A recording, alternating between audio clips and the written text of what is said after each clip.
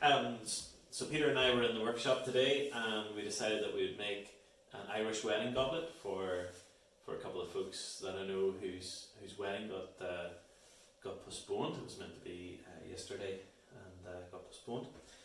So we made a little Irish wedding goblet for them. So it was made from tiger oak, and it's tiger oak because I don't know if you can see the little markings in the wood there. Looks like a tiger strikes. So made a little Irish wedding goblet. This would be an Irish kind of folklore. It was given in anticipation for a wedding, where you would toast from it on the wedding day. And the two captive rings, obviously symbolising the marriage, they can't come off it. They have to be carved on it. So that's the thought, that's the idea, and the rings shouldn't crack. They should stay together for the whole marriage. They should crack off. So that's the Irish wedding goblet. And I actually thought whenever I picked up the bit of wood that it was a bit of hawthorn, but it's a bit of oak. I shouldn't have got them mixed up at all. But about 6 years ago, I was welding in the shed in the barn back at the farm, and I heard this almighty kind of crack, and I ran out the back of the barn to see what it was.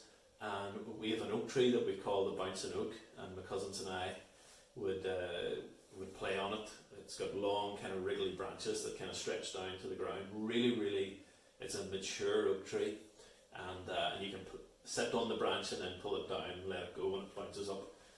So we called it the bouncing oak. But anyway, old mature oak trees are quite prone to what's called summer drop. I think that's what's called anyway. But whenever it's just a mild, nice day, there was no wind at all that day, and I saw just this tree let go of its branch and just crash to the floor. And it was kind of one of those once in a lifetime things that you might see, you know. It was, and I mean the noise that it made when it hit the ground. So there's a piece just beside the bit that I used for this goblet, so I managed to save a couple of wee pieces. Most of it went for firewood, but I managed to save a couple of wee pieces that seemed kind of straight, and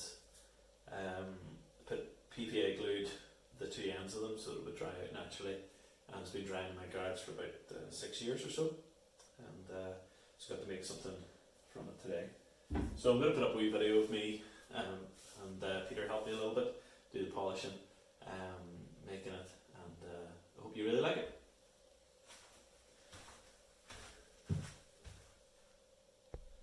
Thought I would do a little voiceover for this. So at the minute I'm just kind of balancing out the piece. I've got it between two centres, and I'm really wanting to make a foot so that I can put it in my chuck, which I'm doing now, and then back on, and then starting to shape the end of it, balancing it out. Peter always checking my progress.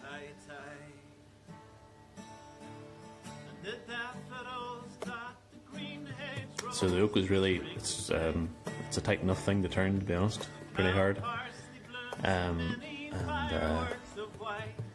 I started, this is the length that I wanted it. You'll see I form a little cup here for the end of the goblet, and that's the shape I was kind of going for at the start. And then there was a crack, I discovered a crack in it, and I had to then take off the end of it, maybe about an inch off the top of it then. So I had to kind of then reshape or change the kind of style of goblet that I was going for. And that's just the nature of working with wood, where there's all knots and all sorts of things going on in it. So it's me just working on the end grain, taking out hollowing out the cup of the goblet, and discovered that you really need a lot of strength in the piece in order to do this, and so you just need to be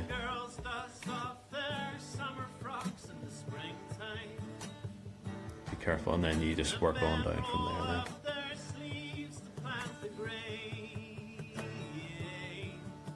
Church choir sings St. Patrick's songs, and Lent she waits for Easter's dawn, when preachers declare that Christ is the risen King.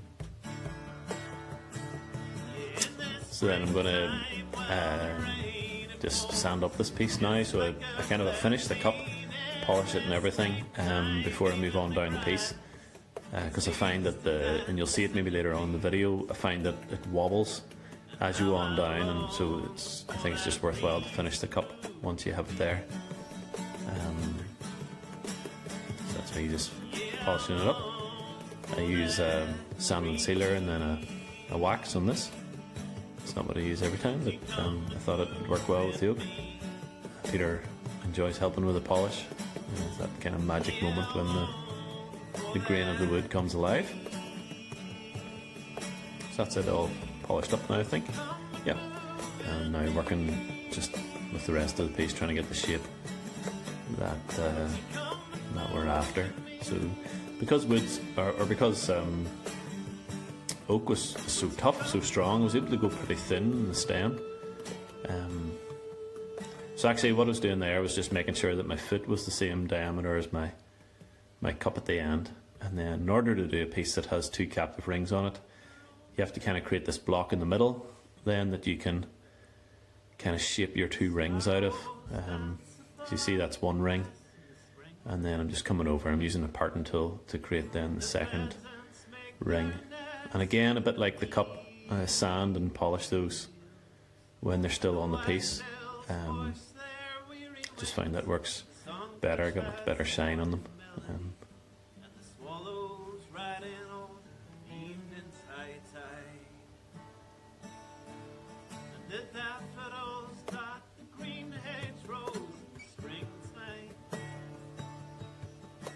And then in with the parting tool just to kind of nice and casual and behind it to get the captive rings chiseled all the way off. So that's them off now, sitting loose on that kind of loose bit of the stem. And what I do is I wrap a bit of sandpaper around the kind of the thicker bit of wood, and I use that to sand the inside of the captive rings to get them down to a lovely smooth kind of consistency. And then polish it again. That's a bit of kitchen roll there, and so polish them up again with the sealer and the wax. And then on to the rest of the piece. So just working my way back just from the top of the goblet where the cup is down to the foot. So I was able to do a wee detail in the middle.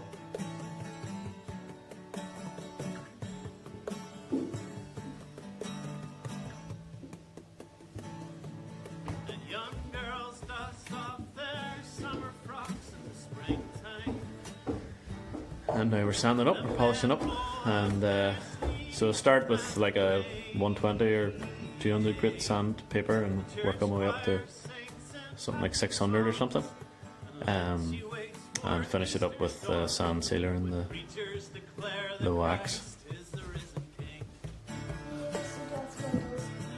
Peter's with me now doing the voiceover. You want to say hello, Peter? Hi. So we worked on this project together, so he's in. There he is, polishing it up.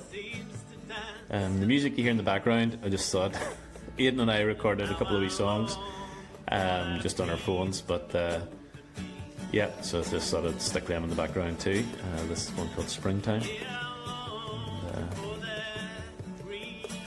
sure, I have another video of it up elsewhere. Yeah, you can see your t-shirt, can't you? So now I'm just taking it off, so with the parting tool just kind of bring it down in, and then with one hand hold the end of the cup and the other hand just kind of take it off, and that's it off. There we are.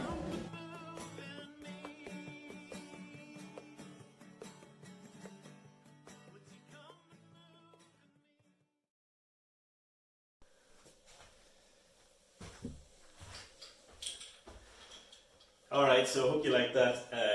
A couple of wee comments. I really like how fine I got the stem, and the 2 rings worked out quite well.